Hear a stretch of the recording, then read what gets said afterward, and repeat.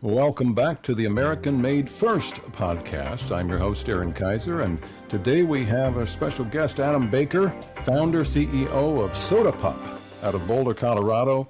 Very happy to have you with us, Adam. Why don't you start off and tell us a little bit about your company, how you got started, and give us some background. Sure. Thanks, Darren, for having us. So I started Soda Pup in 2012.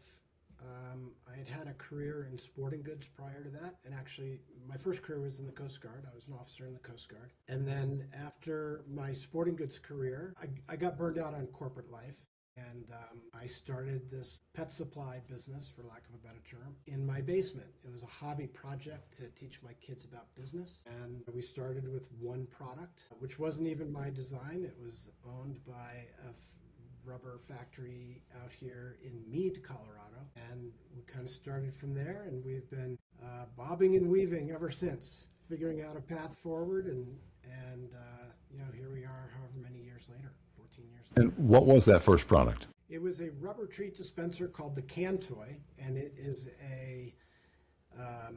it looks like a Coca-Cola can, and on the side it says Can Toy. I can show you.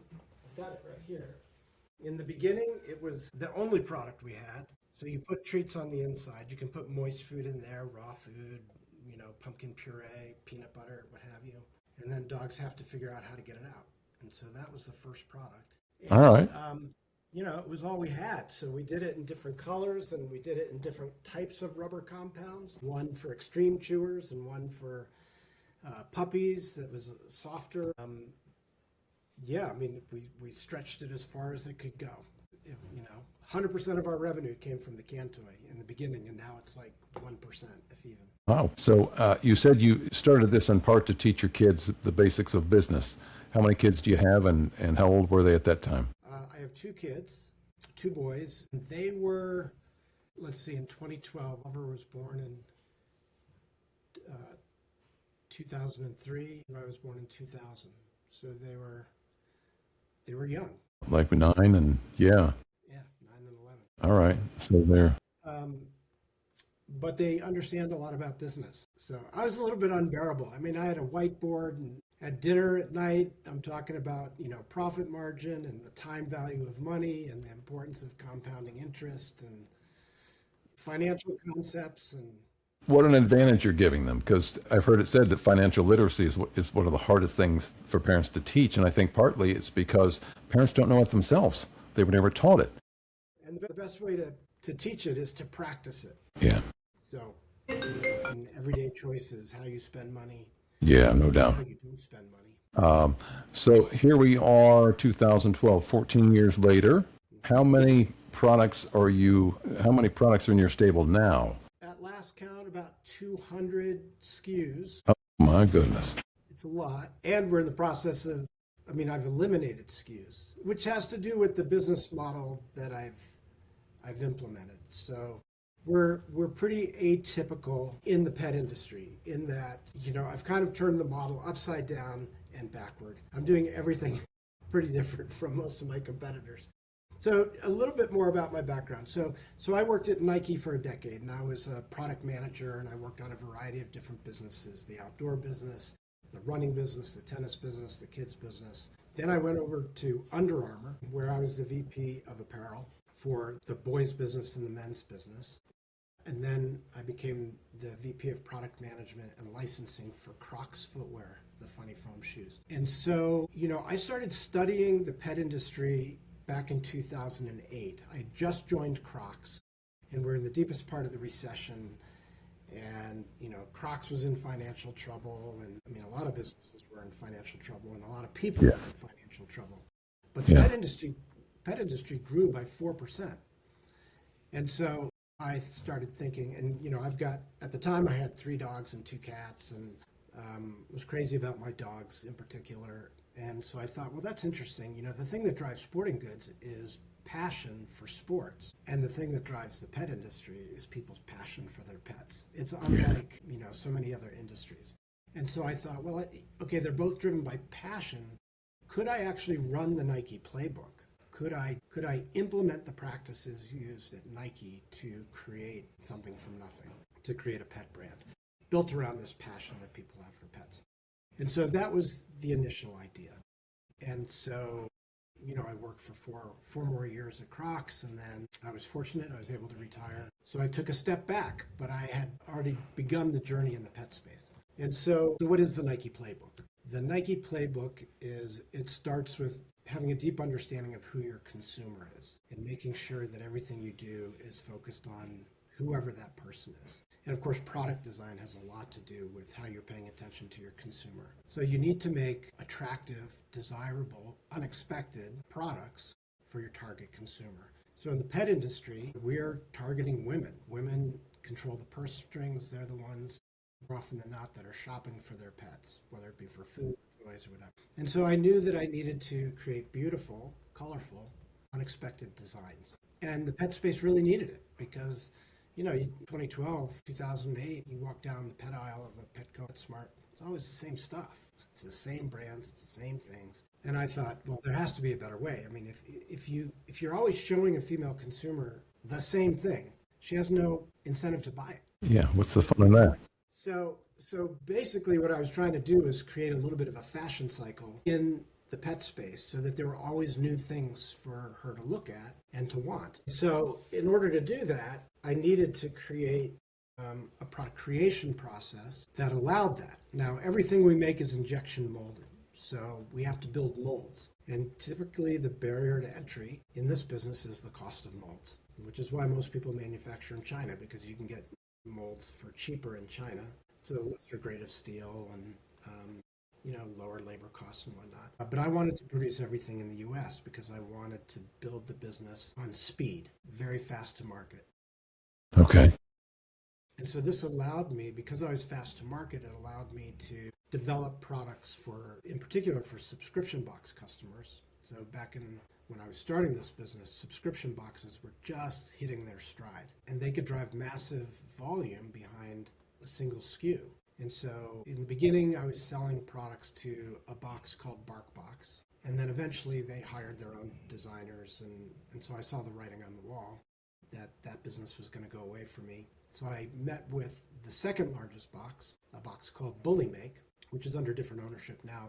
And I talked to the founders, a young guy who was growing this business really successfully. And he had a niche in a box for power chewers, like dogs that destroy everything.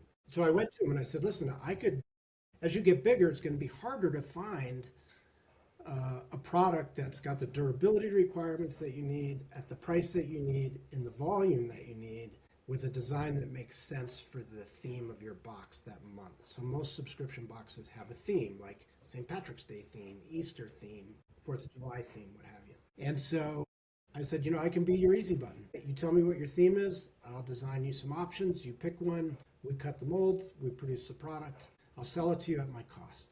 The only catch is I own the designs and I own the molds. So when you're done with it that month, then I'm going to roll it into my product line. And then we'll do the next product for the next box. So it worked great for him and it worked great for us. And even though I wasn't profiting from those sales, I was building a library of very expensive molds. So after Right, and did that relationship help you pay for your molds and things like that? So when you did break out on your own, I built the cost of the mold into his price. So I was selling it to him at my actual cost, not just the product, not just the unit cost, but the amortizing the cost of the mold into the product price. And so after 3 years, I've got 36 really durable rubber toy designs. All my molds are paid for. And then he got to the size where it's like, look, I want my logo on the toys. I want to sell them into retail. At which point I was like, well, I don't really know how to make that work,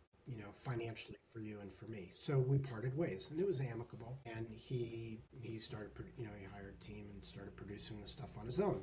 But in the meantime, I had this 3-year head start on great toys.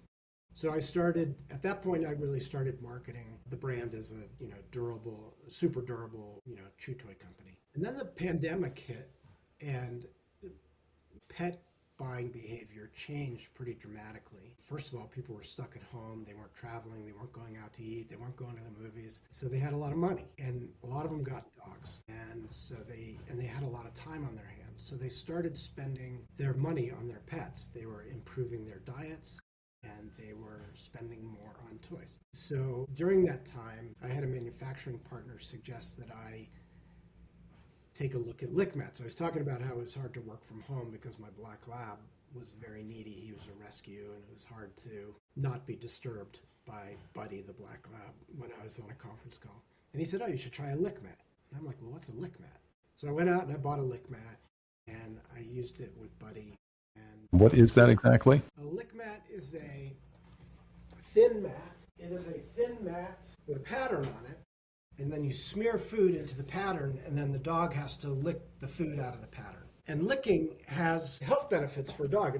They release endorphins, and it has a calming effect, and it keeps them busy, depending on the dogs. Some dogs are very, very food motivated, like Buddy was. And so I used this competitor mat, and my dog licked it clean in 5 minutes, and it was kind of floppy, and it warped in the dishwasher. And I thought to myself, I can build a better lick mat than this. And I can build a lick mat that is harder, so it will keep my dog busy. And so I designed my first lick mat, and it was very difficult, and it worked really well, and it was very different from other competitors in the market, because most of our competitors were just building a super basic pattern with nubs on it. And I come from the apparel industry, so I'm like, no, I want to do a graphic design, like a t-shirt. I want to do a graphic design.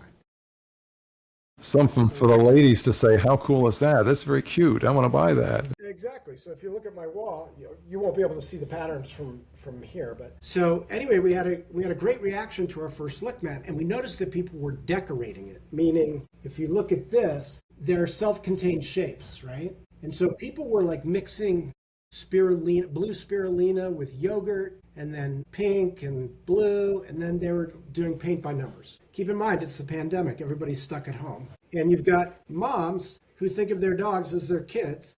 So instead of baking cupcakes, they're doing these elaborate designs for their dogs and posting it on social media. That's great. And then they throw it down on the floor and let the dog lick it clean.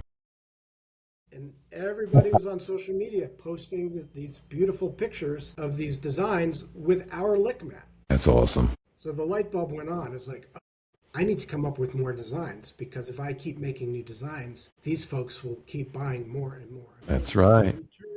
We turned a basic pet supply into a collectible, essentially. And we had people buying more and more and more. And so then we applied the same thinking to dog bowls when we entered that market. All of our dog bowls have self-contained shapes. People use them as charcuterie boards.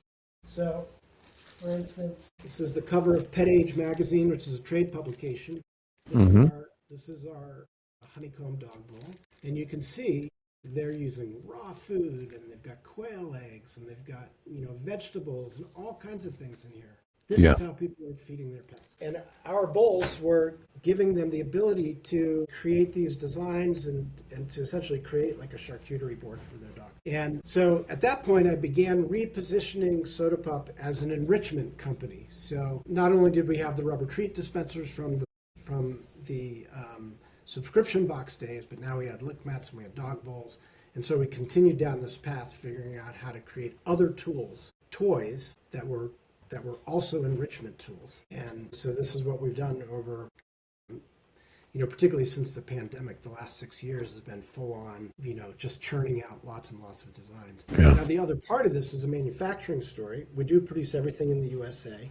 Most of my major suppliers have their own mold shops, which is really important because like some folks, they produce in the US, but they make their tools in China, which it's not a great system. I mean, they might save a few bucks on the mold, but then you got to ship it here, so that costs you, and now you got to pay a tariff on it of some sort. And then you put it on the machine, and you realize it needs to be vented here, here, and here. So then you got to find a local tool maker to modify the mold that was created by somebody else. Much easier to do your molds in-house, and then they can put it on, make parts, figure out what needs adjusting, take it off, fix it, get it right back on the press. And so this enables us to move very, very quickly. Now, do you have someone outside your company that makes your molds, or do you do that in-house? Well, we don't manufacture anything ourselves. So okay. I have third-party suppliers across the country. I use 2 factories here in Colorado. I've got a factory in Minnesota, one in Pennsylvania, one in Maine. And they have different kind of core competencies, but most of them have their own mold shops under the same roof. Three of them, my three key suppliers, all have their own mold shops. So, and generally they're making the molds at cost to secure their production. Well, that's even better, huh? I mean, it's smart business. Yes, absolutely. And then the next thing we did was we designed our molds because we knew we were going to do multiple dog bowls, multiple lick mats, multiple lick sticks, which we haven't talked about. So then I thought, okay, if we know we're going to spin different designs, then let's build molds that allow us to reuse the mold, many of the mold parts. So then I'm really only a new design. The second design doesn't cost nearly as much as the first, because the first design I have to create the whole system. The second design I'm only replacing the insert, and then the third, fourth, fifth, sixth is just the insert. So I've reduced my mold cost from $12,000 to $14,000 to $5,000 or $6,000. Okay, so like the lick mats that you were talking about. Yeah. With the different designs. So the basic mold may not change, but the insert, the design is what changes? Is that correct? Yeah. Okay. So we designed it that way. So what some companies do is they'll do a heart-shaped lick mat or a bone-shaped lick mat or a dog-shaped lick mat. And every time you do that, you need a brand new, mold that's very, very expensive. And so I thought, how important is that? Is that really important, or is just, I decided that wasn't important, that I could do a round lick mat and I could do a square lick mat as long as I'm changing the pattern inside of it. Right. It's still that blank canvas for your customer to get creative with. It's a graphic t-shirt, right? The Yeah, t-shirt's there you go. always the same. Yeah. All you're doing is putting a different design. So this is where my background has informed my philosophy here and helped me make decisions about what is important and what isn't important. Lots of different designs are important. Having different shapes on the exterior shapes, not that important. Right. So you've got 200 and plus SKUs. Within that, are there different categories? Like you mentioned lick mats. How many different SKUs do you have in lick mats? Because you got different designs, right? Yeah, I think I'm up to about 37 different SKUs. Wow. Yeah. I know the pet industry as a whole is enormous, but of course that includes food and things like that. How big is the industry for the accessory end of things, what you're doing? I don't know the exact numbers. The pet industry, it's broken down by foods and treats and then supplements. Then there's pet care, there's veterinary care, there's grooming, there's doggy daycare business, and then there's toys and accessories and collars and leashes and bowls and seat covers for the back of your truck. And I don't know the exact numbers, but okay. But the nice thing about the toy business is that while it's not a consumable, toys have a shelf life. They get destroyed, or sure. Or dogs get tired of them, and they're just like kids. They're just like us. We all like. They need a new one. Need a replacement. Let's get a different color this time, or a different design. Yeah. We just launched, or we're about to launch, a new ball program. And so I'm competing with a big supplier, with another brand that produces everything in Vietnam. And they make a good product, but everybody's carrying it. And, it's an orange ball. And I thought to myself, wouldn't it be great to have a price-sensitive floating ball program that's made in the USA that appeals specifically to women? And so what we did was we made glitter balls. Glitter? Women love glitter. Girls love glitter. Here we go. So this is the program. This one glows. And then we've got, it's a subtle glitter. I don't know if you can see that in there. So we've got a blue. My camera's not that good. We've got a pink glitter. And we haven't launched it yet, so we don't know how it's going to perform. But we know that it's an American-made option, and it's in different colors than anybody else offers. And it floats, and it's made from a material that we call chewing gum for your dog. It's very soft and squishy, which gives a dog satisfaction, the chewing satisfaction, without necessarily destroying the toy. And you talked about the health benefits of the licking and such. Yeah. From what I understand, the dog bowls you were talking about and the patterns in the dog bowls, isn't there a health benefit to that as well, to slows them down or something? Yeah, so as the name implies, a slow feeder bowl is designed to get your dog to slow down. So dogs have evolved to have natural foraging instincts, right? If they were in the wild, they're hunting for their food. They're foraging for their food. Domesticated dogs, they have these instincts, but they're never put to use because we feed our dog in a bowl. They don't have to look for it. They don't have to look for it. And as a result, many dogs, they just eat too fast. And when they eat too fast, then they're not creating enough saliva, which has enzymes in it, which helps with digestion. They get gassy, they get bloated. And so by getting your dog to slow down, there are two benefits. There's a physical benefit of slowing them down, which improves the digestion. And then there's a mental benefit because they're using their brain, foraging, trying to get the food out of the pattern in the bowl. And so, the research has shown that if you give your dog puzzle challenges, most of which are eating related, but not exclusively, there's other types of enrichment beyond food-based enrichment, then your dog is happier and better behaved. So we've created this range of tools. We make 8 different, like if you looked across our line, there's a couple of exceptions to this, but we're making 8 different enrichment product types. We've talked about slow feeder bowls. We call our deep slow feeder bowls our E-bowls, enrichment bowls. We make shallow slow feeder bowls for small dogs and flat-nosed breeds. Okay. We call that an E-tray. This is, I happen to have one right here. This is an E-tray. So you can see that's pretty shallow. Yeah. So that works for bulldogs and it works for chihuahuas, as an example. And it's still 8 inches in diameter. And people were like, well, that's too big for my dog. And we're like, no, it's shallow. If we made a smaller diameter, then there would be less pattern. There'd be less enrichment. So our philosophy with a small bowl is simply a shallower bowl, not a smaller diameter. So we make E-bowls and E-trays. We make E-mats, enrichment mats, lick mats. We make a device called an E-coin. It is a 5-inch round, durable nylon licking device. And so the thing about a lick mat is that it's thin and it's made out of a rubbery material. It's thermoplastic elastomer. Sometimes they're made out of silicone. And a dog can chew it up. So you have to supervise your dog when they're using it. But if you have to go to work in the morning and your dog has separation anxiety and you're just trying to create a distraction, you can't give them a lick mat. You have to give them something more durable. And so we created this device called an E-coin. And so it's like a mini lick mat. This one is called Air. We have earth, air, and water are the 3 designs. So they're a nice little collection if you merchandise them together. But it's made from hard material, so your dog's not going to destroy it. Okay. So that's an E-coin. And then we created, one of the big categories in pet toys are nylon chew toys. So there's brands like Benebone and Nylabone, and they just make bone-shaped nylon toys. And so I thought, well, the world doesn't need another brand making another bone-shaped toy. What could we do that's different, that's durable? And so we created nylon toys with enrichment capabilities, and we call them E-chews. So here's an example of a peanut, and you can see it's got these depressions. Little grooves, yeah. So you can, and we've got a whole collection of these. We've got butterflies and turtles and a variety of different shapes. But it's a really durable nylon toy. So it kind of does the same thing as this, except with novelty shapes. And so you can smear pumpkin puree or yogurt or raw food or peanut butter in here. And then, so that is a durable chewing toy that also offers enrichment. So we kind of made that up, created it. It's a way to be different and to bring a new product type, a new tool, a new enrichment tool to consumers. Then we created what are called an E-stick, an enrichment stick. So this is a target stick for training.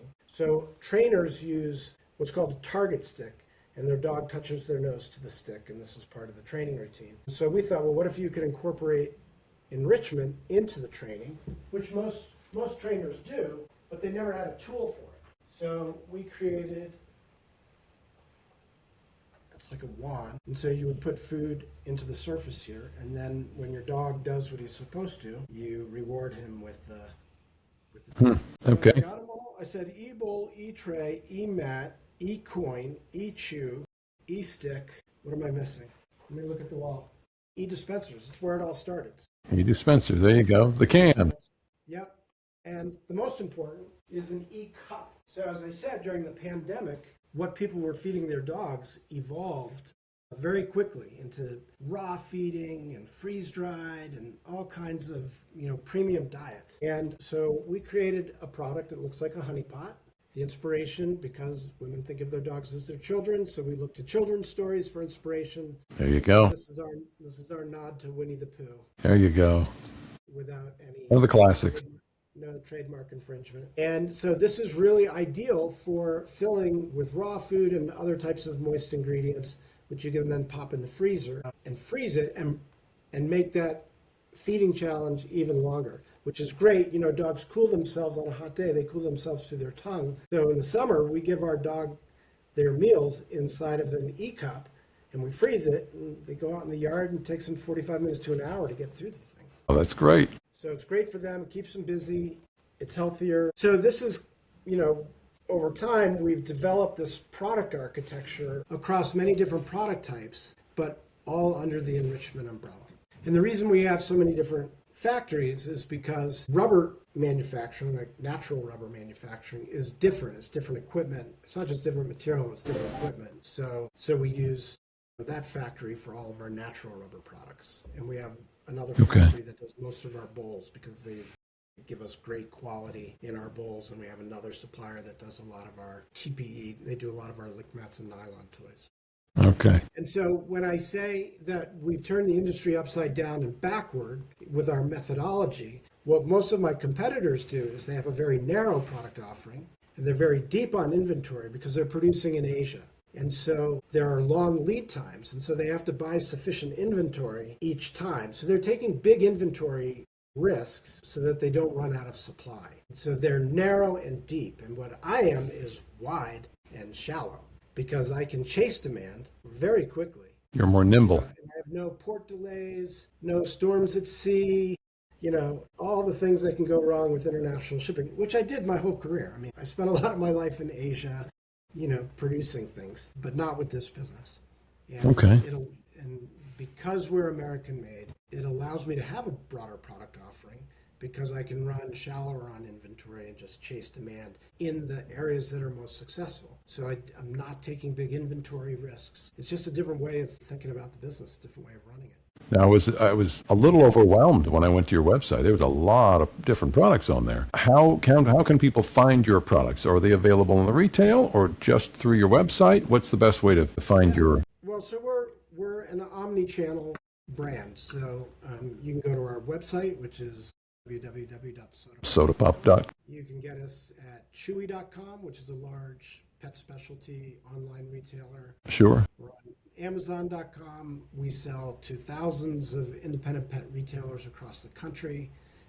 We're also in regional chains. We're not in Petco or PetSmart, but we're in regional chains. You can find us on TikTok. You can find us on Instagram. So how closely, you said you were hoping you had a word for it. The thought process that happened at Nike, you thought it would translate over into the pet world. Did that work like you thought it would? Yeah. So the model at Nike is, I started to talk about it and then I stopped, so I apologize. But first you have to know who the consumer is, who you're building the product for. The second thing is to make a really cool product that's going to resonate with that consumer. And as importantly, you need to surprise them. You know, we spent a lot of time at Nike thinking of things that the consumer never thought of. But when they saw it, it was like, yeah, that's super cool. So that's the second step. And we've tried to do that. You know, we tried to reinvent lick mats. We tried to reinvent dog bowls. You know, this is a category we created all on our own. It didn't exist before last year. Well, it did exist. Dog trainers were using a wooden spoon with peanut butter smeared on it. So there was an application, but there wasn't a product made specifically for it. Right. So we created the product for it. Very cool. So then the next step is what Nike does is they put their product on athletes to drive demand. And that pulls consumers into retail. So what Nike is doing is a pull strategy, right? They're creating the product. They're creating demand, get my hand in there, directly with the consumer and the retailers in the middle. So they're creating demand out here, and then they're pulling the product to the consumer through retail. The more traditional model is a push strategy, which is to mark everything down and promote and put everything on sale and try to drive people in, try to push consumers into retail on pricing. And it's terrible for brands, you know, and it's terrible for retailers. And so our goal is to develop compelling product that people are happy to pay full price for. And like you said, you made it a collectible. Once they have one or two and they see their pets love them and how they interact with them, then they just naturally want to get the next one. Yeah.